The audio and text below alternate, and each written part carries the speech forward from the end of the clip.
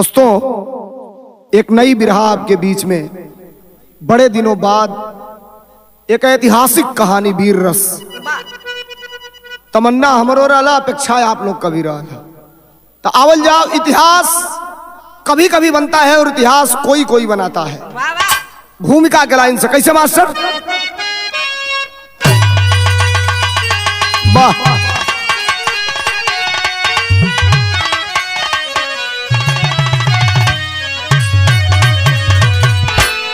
एक ऐसे वीर की कहानी दुनिया याद करती है और जमाने में जिसने अपना नजीर स्थापित किया, नाम पृथ्वीराज चौहान। शुरुआत कर रहा हूं कैसे?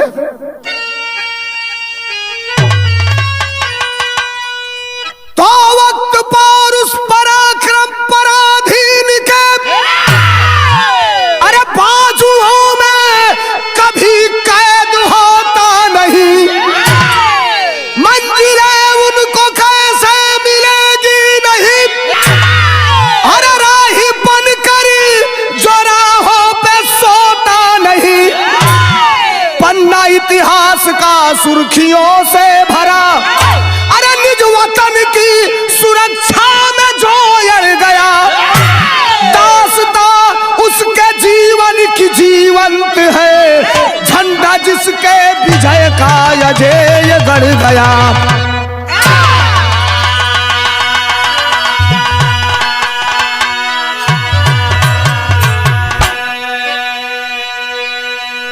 सुनिए तो शब्दों की मार, जहां तलवार और तीर की वार होती है, वहां कवि ने अपने कलम की मार किया है कि दास्ता उसके जीवन की जीवंत है, झंडा जिसके विजय का अजेय गढ़ गया।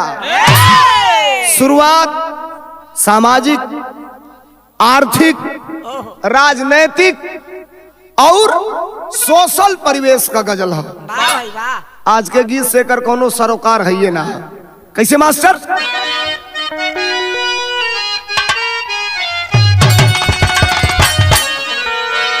गीत हो कि एक बात, हाँ एक बात, अरे एक बात कहूँ सजनी, गठिया ले चुनरिया में कहूँ सजनी, अरे गठिया ले।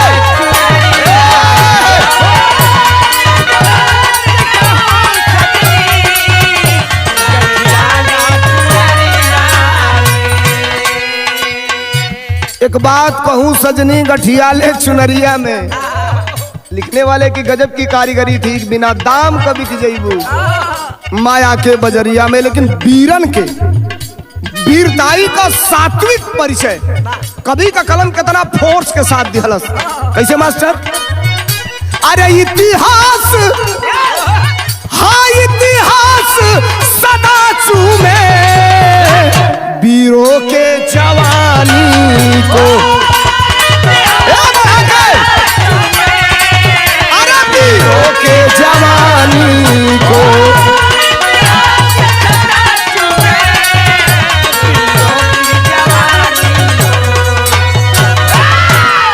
तो इतिहास सदा चूमे, अरे वीरों के जवानी को। अरे लोहू से, हाँ लोहू से लिखा जिसने जीवन के कहानी को। अरे लोहू से,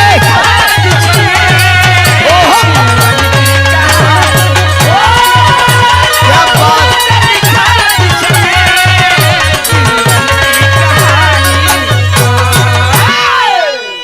अरे गोल्डन वर्ल्ड इंडिया को कहा जाता था।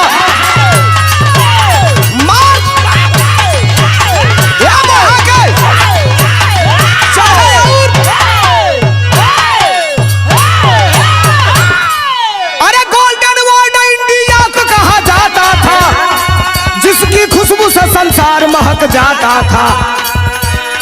युद्ध तराइन का जमाने को झकझोर दिया, मोहम्मद गोरी ने लड़ाई को कई मोड़ दिया।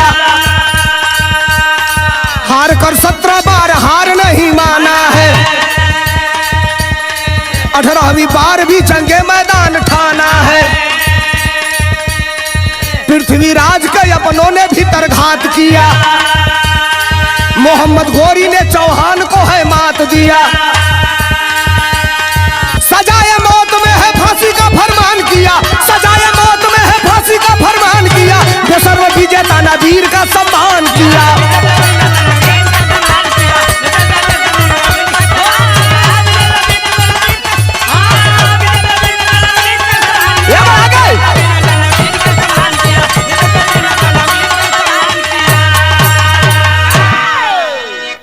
मोहम्मद गौरी और पृथ्वीराज चौहान इस कहानी के दो पात्र सीधे आमने सामने। जानकारी आपको होनी चाहिए, 1191 में मोहम्मद गौरी और पृथ्वीराज चौहान के बीच पहला युद्ध लड़ा गया था तराइन के मैदान में। और तब से लगातार कटुता बढ़ती चली जा रही है, आक्रमण बढ़ता चला जा रहा है। एक दूसरे के जान के दुश्मन दोनों लोग बने हुए हैं। मनसा है मोहम्मद गौरी की, क्या तरज लाग गई बिरहा में। कैसे मास्टर?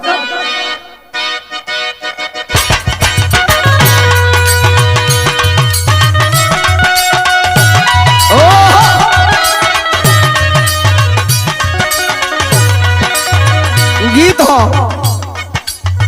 आंतरिक कला और बाहर के कला में बड़ा अंतर होला। मेहरारू अपने मर्द के बारे में कुछ अपने निजी लोग से बताओ दिया, ये पर्सनल बात है। का कहलस? काचे निदिया में हमके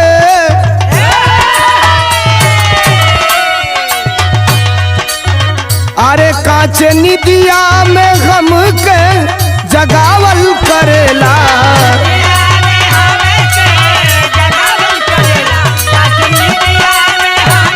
ओहो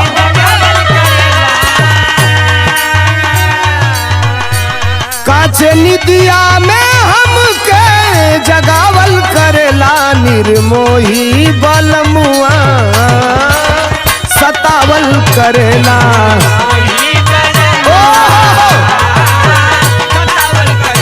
निर्मोही बलमुआ सतावल करेला। हाई तनी सुनाया जा, कहानी का शुरुआत है, कट टू कट पॉइंट हमरे बात का तनी गौर कइल जाई। कैसे? ई मोहम्मद गौरी का अपेक्षा हो, ओकरे दिल का मनसा हो। का? भारत माता के हस्ती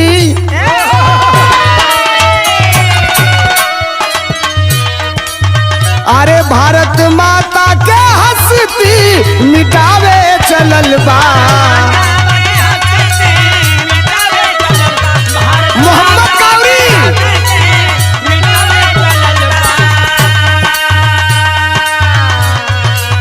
हाँ भारत माता के हस्ती मिटावे चलल बा। गोरियापन पताका उड़ावे चलल बा।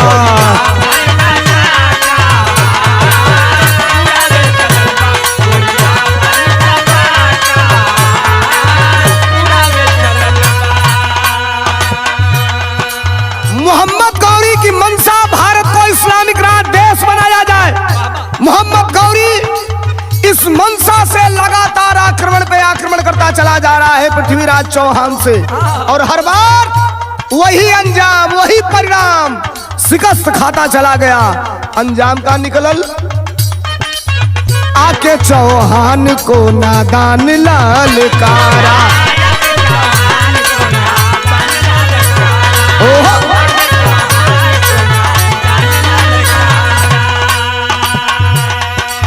हारे ऐसी खाया कि लौटे ना दोबारा। मोहम्मद गौरी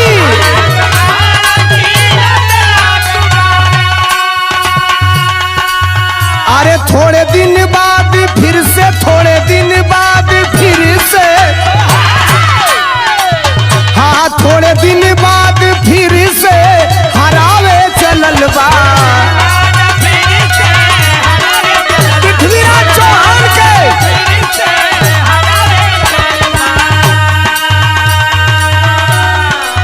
अरे थोड़े दिन बाद फिर से गौरिया पन पताका उड़ावे चलल बा। बहादुर हवा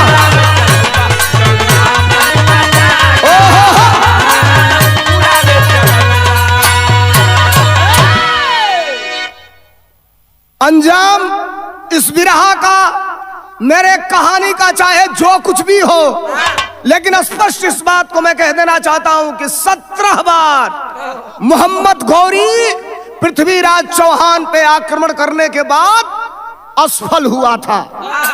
असफल होने के बाद कई लोगों ने बार बार पृथ्वीराज चौहान से हारने के बाद मोहम्मद गौरी से सवाल किया था, लेकिन मोहम्मद गौरी ने एक ही जवाब दिया था, हमेशा देता था, try try again then you success. बार बार प्रयास करने से सफलता प्राप्त होती है। फिर बढ़ा आगे के तरफ, और जब बढ़ा तभी राह में तरज लाग गई। कैसे मास्टर?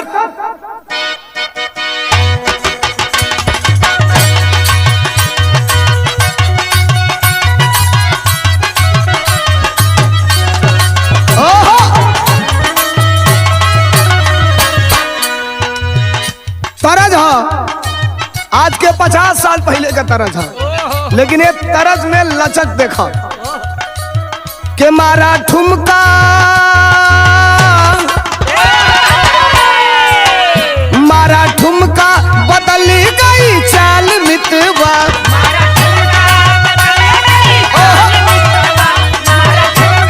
बदल गई हो मारा ठुमका बदल गई चाल मितवा। देखो देखो रे हमरा कमाल मितवा।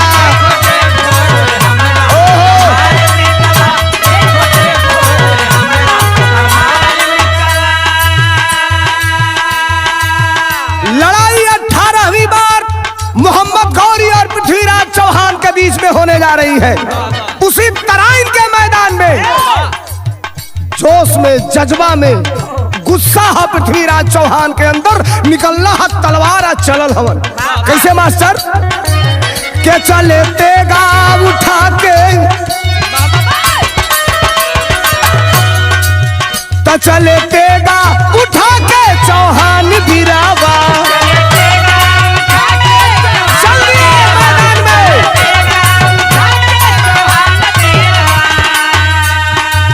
हो चले तेगा उठा के चौहान बिरावा। अब की मारब मुदैया जान बिरावा।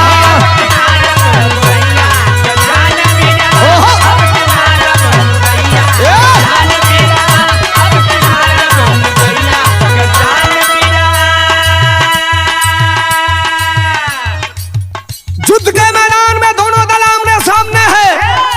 पृथ्वीराज चौहान के आंखों से अंगार धधक रहे हैं और चौहान ने ललकार करके कहा, लेकिन तबले में ये लड़ैया में बड़ा अंदरूनी घात हो गई। का घात भाई भैया? घर का दीवार तुरलस घरवा कमनई।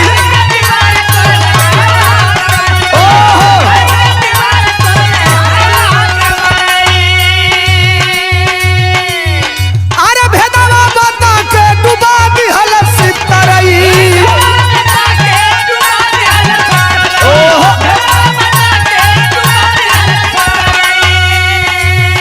बेचे दुश्मन के हाथे, बेचे दुश्मन के हो,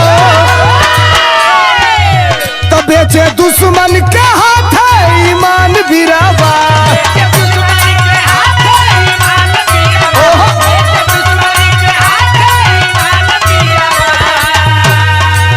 तो बेचे दुश्मन के हाथे ईमान बिरावा। अब की मारब मुदैया के जान बिरावा।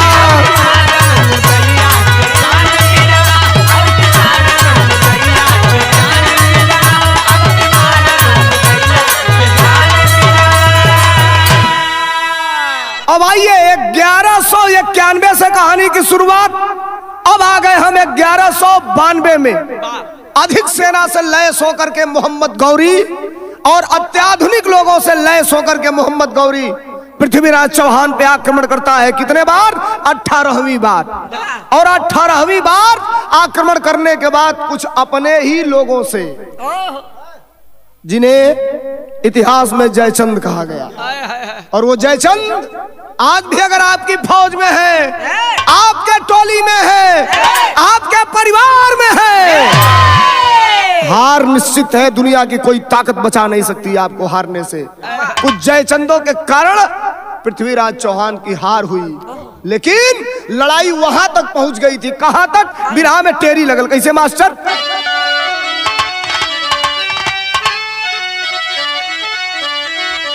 अरे लड़ाई से अंजाम तक गई, अरे धोखे के तेगा से बदल गया परिणाम।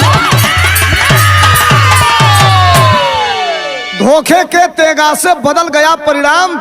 लड़ाई इस अंजाम तक गई, पृथ्वीराज चौहान को बंदी बना लिया गया।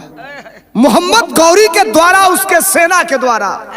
हारा हुआ योद्धा है तो हारने वाला नहीं, लेकिन अपने लोगों के द्वारा शिकस्त खाया हुआ है। शेर है, लेकिन शेर इस समय कैद है दूसरे के पिंजड़े में। लगल बिरहा में चौलरिया। कैसे मास्टर? जिया। अरे बंदी बना के चलले धोखे से मुदाइया हो खेवैया, नैया धारा में डूबली ना।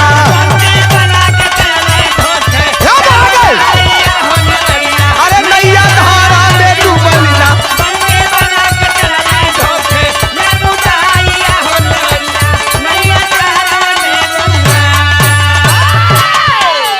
लेकर के गया मोहम्मद गौरी, पृथ्वीराज चौहान को कैद करता है, लेकर जाता है।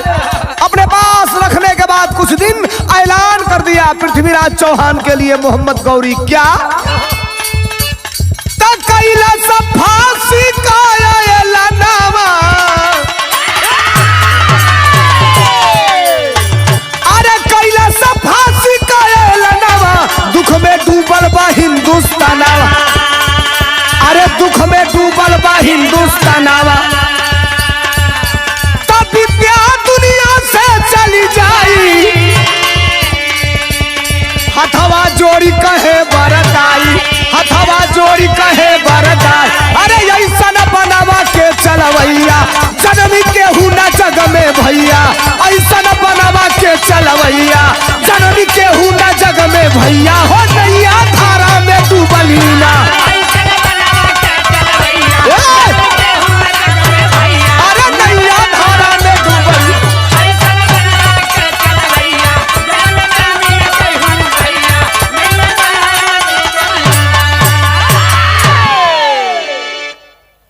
पृथ्वीराज चौहान के साम्राज्य का नाश हो गया था, विनाश हो चुका था। मोहम्मद गौरी पृथ्वीराज चौहान को हरा चुका था, और एक वीर योद्धा, एक पराक्रमी व्यक्ति हारने के बाद मोहम्मद गौरी के अधीन हो गया था। समय आगे आगे बीतल। जीत के बाद मोहम्मद गौरी ने बंधक बनाकर पृथ्वीराज चौहान को गजनी लेकर के चला गया, लेकिन ये तो गुलाम बन के जिंदगी जी रहे हैं। आंखें निकलवा ली गई थी पृथ्वीराज चौहान की। अंधे होकर के पृथ्वीराज चौहान मोहम्मद गौरी के अधीन अपनी जिंदगी को बिता रहे हैं। फांसी की सजा का ऐलान कर दिया मोहम्मद गौरी, और जब फांसी की सजा का ऐलान किया, शुक्र मनाइए पृथ्वीराज चौहान के साथ पृथ्वीराज चौहान के दरबारी कवि चंद्र बरदाई को भी मोहम्मद गौरी लेके चला गया था।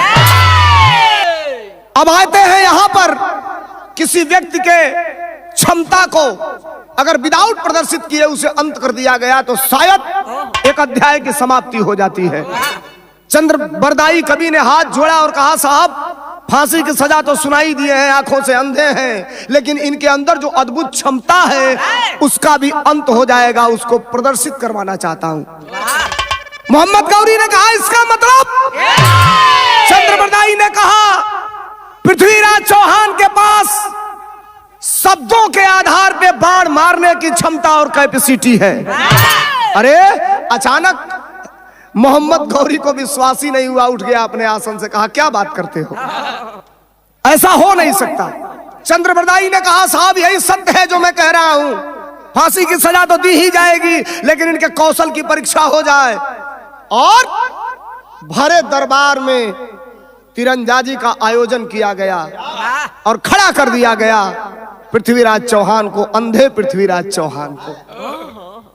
तरकस से अपने बाण निकाल के अपने धनुष पे चढ़ाते हैं पृथ्वीराज चौहान, और निशाना बताया गया कहां लगाना है, लेकिन पृथ्वीराज चौहान के हाथ जैसे के तैसे तटस्थ हैं। अंजाम का निकलल, बिरहा में पहपट लगल, कैसे?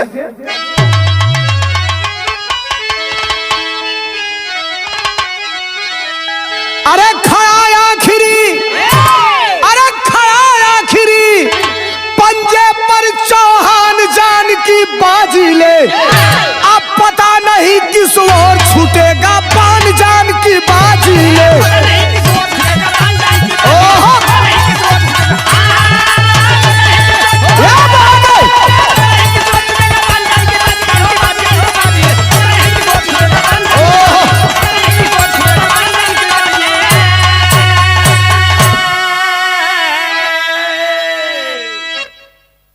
तीरंदाजी प्रतियोगिता का शुभारंभ हो चुका है। चंद्रबरदाई भी बगल में बैठे हैं। अंधे पृथ्वीराज चौहान को खड़ा कर दिया गया और मोहम्मद गौरी के द्वारा निशाना भी बताया गया कि बाण यहां चलाना है। लेकिन अब चंद्रबरदाई के मन के अंदर जो प्रतिशोध की ज्वाला धधक रही थी, उसकी उत्तेजना कई हजार गुना बढ़ गई। इधर पृथ्वीराज चौहान धनुष पर बाण चढ़ाए खड़ा है, पीछे से चंद्रबरदाई मौके की नजाकत को भांपते हुए बोलना चालू करते हैं। 4 बांस 24 गज अंगुल अष्ट प्रमाण, ताऊ पर सुल्तान है मच्चू को चौहान। एक बार बोले, कुछ हरकत नहीं होती है पृथ्वीराज चौहान के शरीर में। दूसरी बार बोले, 4 बांस 24 गज अंगुल अष्ट प्रमाण, ताऊ पर सुल्तान है मच्चू को चौहान। दूसरी बार बोल चुके हैं। गति कुछ नहीं बढ़ रही है, पृथ्वीराज चौहान हाथों में धनुष बाण लिए खड़ा है। तब तक मोहम्मद गौरी बोला, फर्जी आदमी को ला करके खड़ा कर दिए हो, इसकी क्या हैसियत है कि ये बाण चलाएगा। ये तने तक कनवा में ओजिया आयल जरूरी रहे। जो कान में आवाज गूंजल तो ले अंजाम का निकलल बाबू। अरे माप बताए चंद्रबरदाई, आ निकली उधर आवाज हो, अब मार दिए चौहान बाण को, अरे देखे बिना लिहाज हो। अरे काम कर गया, हाँ देखो कवि का ज्ञान जान की बाजी ले। अरे जीत गया फिर बाजी हिंदुस्तान जान की बाजी ले।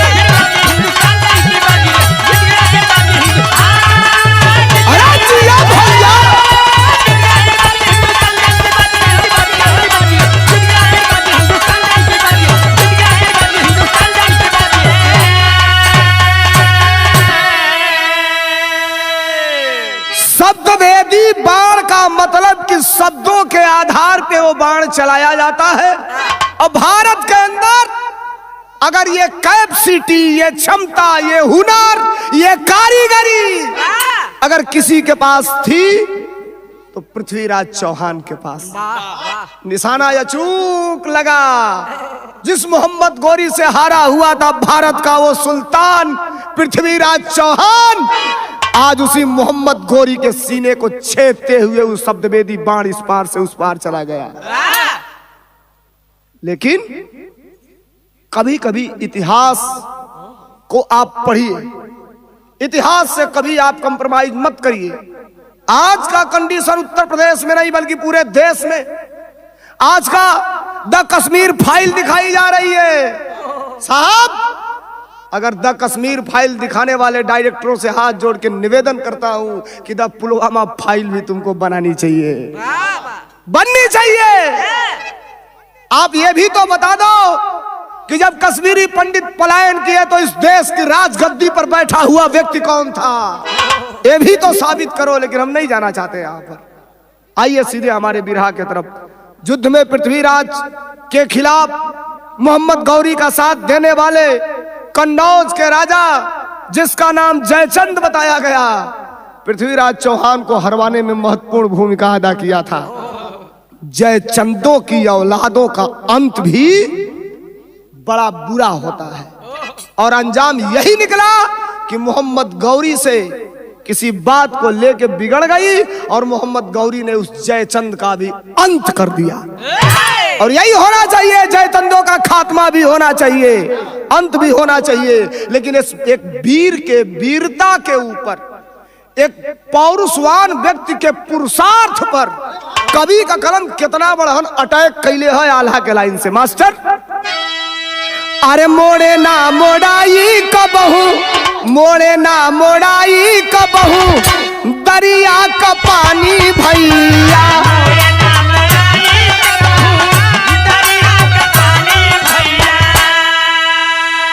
उतरी ना धरतिया पर कबोया समान,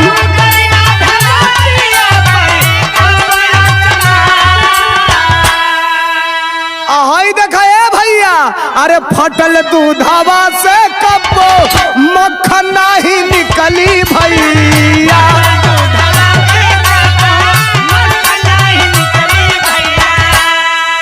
अरे अक्सर गलत होई जाला अनुमान,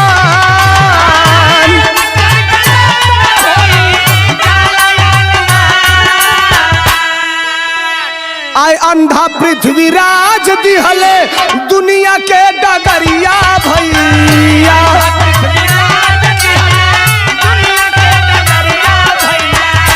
अरे आज भी गुमान जेह पर करे हिंदुस्तान,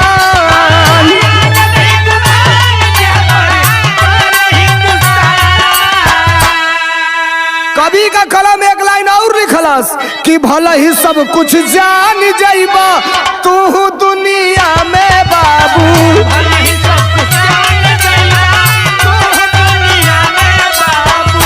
लेकिन जानी पैबा नहीं विधि का विधान,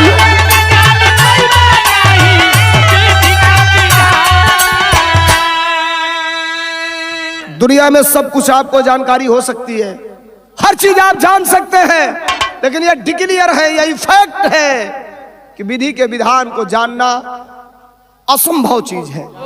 पृथ्वीराज चौहान इस दुनिया से अलविदा हो गए। तमाम उदाहरण मिलता है। पृथ्वीराज चौहान की हत्या हुई, गूगल पे सर्च करेंगे कई उदाहरण मिलेगा, इतिहास में जाएंगे कई उदाहरण मिलेगा, लेकिन सिर्फ एक ही उदाहरण, मरा तो जरूर, लेकिन इस दुनिया को एक नजीर देकर के पृथ्वीराज चौहान गए। और मोहम्मद गौरी, उसका भी अंत हुआ, वो भी इस दुनिया से गया। लेकिन सामाजिक स्तर पे आज भारत के इतिहास में नहीं बल्कि विश्व में पृथ्वीराज चौहान को सम्मान के साथ याद किया जाता है। बिरहा के खड़ी में बताओ लोग कैसे, अरे पृथ्वीराज के वंशज है यही दुनिया के कोना कोना में, हीरा का सूरतिया, अरे हीरा का सूरतिया, अरे हेराई नहीं सोना में हीरा का सूरतिया,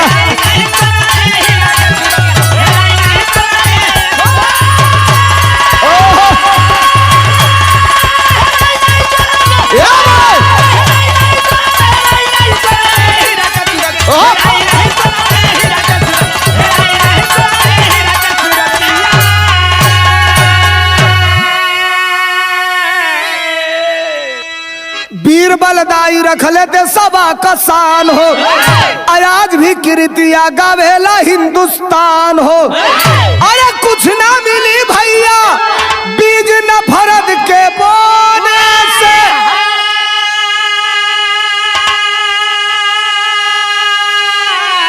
अरे कुछ ना मिली भैया बीज न फरद के बोने से, हीरा का सूरतिया, अरे हेराई नहीं सोना में हीरा का सूरतिया,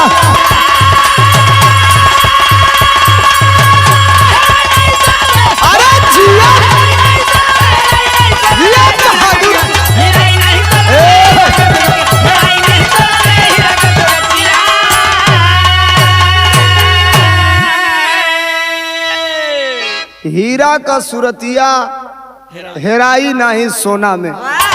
कहले का असली मतलब व्यक्ति इंसान नहीं रहता है, लेकिन उसके द्वारा किए गए कर्मों को दुनिया हमेशा सम्मान के साथ याद करती है। काम सम्मान लायक रही तब, अपमानो लायक काम कैले रहबो तो लोग वही ना नाव ले, जैसन कैले रहबो वैसने लोग नाव ले।